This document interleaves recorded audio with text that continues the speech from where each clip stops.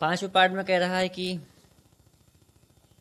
R is equal to X Y such that X तथा Y एक ही स्थान पर कार्य करते हैं।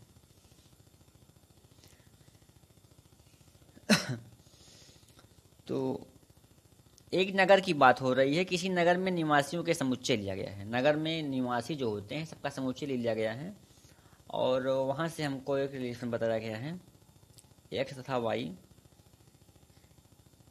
तो लिखेंगे हम लोग एक्स का एक्स कहाँ बिलोंग करेगा, आर में। क्यों बिलोंग करेगा? क्योंकि जहाँ पे एक व्यक्ति कार्य करेगा वहीं पे वही व्यक्ति फिर से कार्य करेगा। एक ही व्यक्ति की बात हो रही है दोनों, ठीक। X comma x, Y comma y, Z कामा जेड, या कोई भी व्यक्ति ले लेंगे हम लोग। मान लेते हैं किसी का नाम राम है, तो राम कामा राम बिलोंग करेगा, क्योंकि जहाँ पे राम काम करेगा वहीं पे वही खुद काम करेगा, ठीक। और ये सब स्वातुल्य हो गया आपका। हम मान लेते हैं कि माना एक्स वाई बिलोंग कहाँ कर रहा है, आर में। एक्स वाई बिलोंग आर में तभी करेगा जब जहाँ पे एक्स काम कर रहा है वहीं पे वाई काम करे। एक्स तथा वाई एक ही स्थान पे कार्य करते हैं, तो वाई कामा एक्स भी तो बिलोंग करेगा आर में।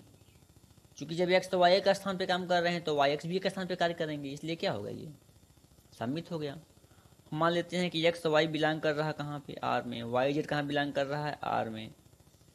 तो एक्स जेड भी तो बिलोंग करेगा आर में।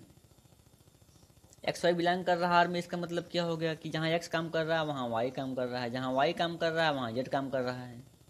तो एक्स और जेड भी तो एक स्थान पे आ गए, इसलिए क्या होगा ये, इसलिए ये स्वातुल्य भी है, सम्मित भी है और संक्रामक भी है।